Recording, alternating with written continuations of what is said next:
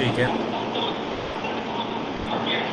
देखिए, first of all तो एक चीज़ याद रखिए, सबसे पहली बात, जो भी आपकी ट्रिक है, जो भी आपने पढ़ा है, जिस भी हिसाब से आप ट्रेड करते हो डेली बेसिस पे, ठीक है, आपको अपना रूल एक ही रखना है।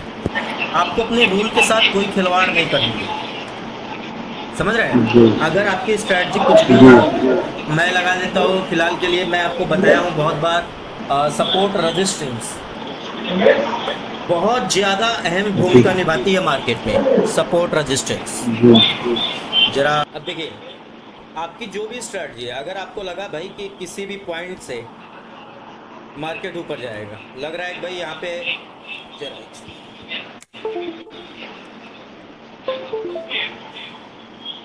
यहाँ से आपको लग रहा है भाई कि इस पॉइंट से कैंडल बन रहा है और इस सपोर्ट को मार्केट ने ब्रेक किया है, अब मार्केट ऊपर की तरफ जाएगा, ठीक है। तो जी पहले तो आपको भरोसा रखना है दो चीज़ों पे।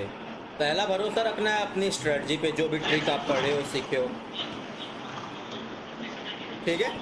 और दूसरा, जी आपको भरोसा रखना है अपने स्टॉप लॉस पे। जी स्टॉप लॉस मतलब अगर हम यहाँ से कोई कॉल ले लिए तो हमें पता है कि भाई कहाँ तक का हमें लॉस करना, अभी ये आया इस लाइन तक रिटर्न, तो हमें यहाँ पे एग्जिट होना है, ये भी पता है हमें। जी हाँ, तो ये चीज़ पहले तो, ये दोनों चीज़ आपको कंफर्म होना चाहिए। तीसरा, कि मार्केट में आपको सपोर्ट और रेजिस्टेंस का ज्ञान होना चाहिए, जो कि आपको बताया गया है। अब मान लीजिए सपोर्ट यहाँ तक है, जी तो आपको पता है कि भाई अगर ब्रेक किया है तो चांसेस है, अगर मार्केट ऊपर जाएगा तो कहाँ तक जाएगा, नियर बाई यहाँ तक। तो हाँ, रेसिस्टेंस तक जाएगा। हाँ, पूरा पूरा नहीं जाएगा, थोड़ा बहुत दूरी से रीबैक करेगा, लेकिन जाएगा तो नियर बाई रेजिस्टेंस तक। जी तो अगर ये तीन चीज अगर आप बहुत अच्छे से दिमाग में बैठा लीजिए कि यही तीन चीज आपको मार्केट में सरवाइव कराने के लिए, पहला तो आपकी जो भी स्ट्रैटेजी है, जिस बेस पे आप ट्रेड ले रहे हैं, वो उस पे बिलीव। दूसरा, आपको अपने एसएल स्टॉप लॉस पे बिलीव रखना है, कि आपको पता होना चाहिए कि आपका स्टॉप लॉस कहाँ पे है। स्ट्रैटेजी में हमने एक सिर्फ एंट्री पता होता है, एंट्री के बाद हमारा सब खेल, उसके बाद हमारा माई बाप स्टॉप लॉस होता है बचाने के लिए। अगर मार्केट जी हमारे वे में जा रहा है तो बहुत पैसा है, बात अलग है, 5,700 समथिंग आज का आपका प्रॉफिट है, ठीक है। लेकिन अगर हमारी दिशा में नहीं जा रहा है तो हमारा पहले तो, फिर उसके बाद प्लान बी जो है, कि टारगेट डन हुआ अलग बात है, नहीं हुआ तो हमारा एसएल पहले कंफर्म होना चाहिए कि हम कहाँ तक का लॉस सहने वाले हैं। स्ट्रैटेजी में आपकी एसएल भी है, ठीक है।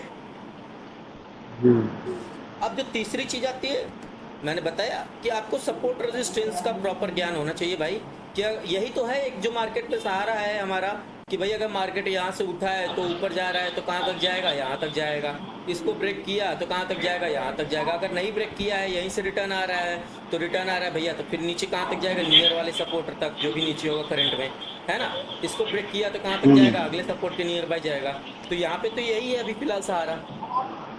हाँ बाकी और भी चीज़ें हैं, लेकिन अगर ये तीन चीज़ अगर आप स्ट्रांगली फोकस करिए, तो फिर मार्केट में थोड़ा सा आपको एक तरीके से कंफर्मेशन दो चीज़ की मिलती है। देखिए, कंफर्मेशन कभी भी 100% नहीं होता है कि हमने ट्रेड लिया तो हमें टारगेट ही मिलना है, बहुत सारे पैसे मिलने हैं। हमें दो चीज़ की कंफर्मेशन होती है।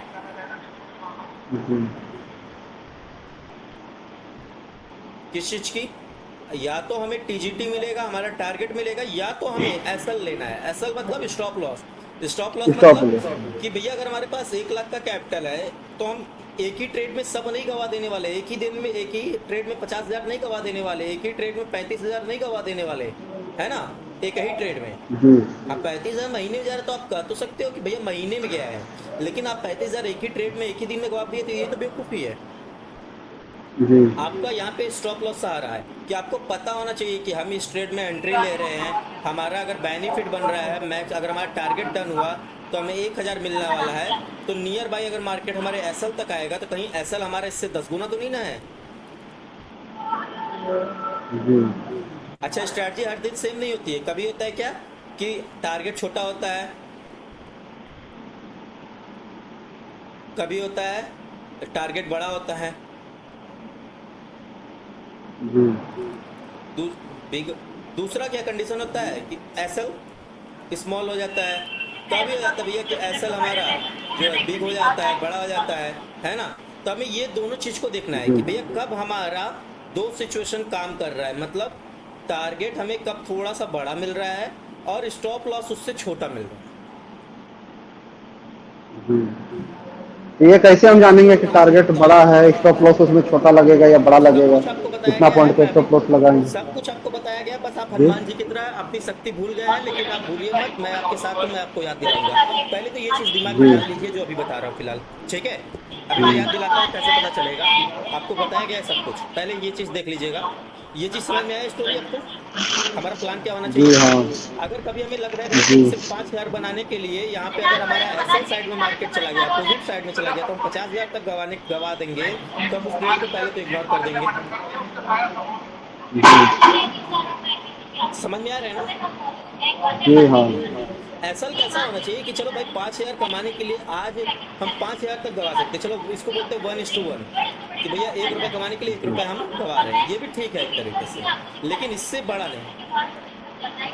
जी पता चला कमा रहे हैं 50 पैसा और उसके लिए रिस्क ले रहे हैं 1 रुपये का, 2 रुपये का, 3 रुपये का, तो ये कोई बहादुरी वाली बात नहीं कि 50 रुपये बनाने के लिए हम 100 रुपये गंवाने को तैयार है।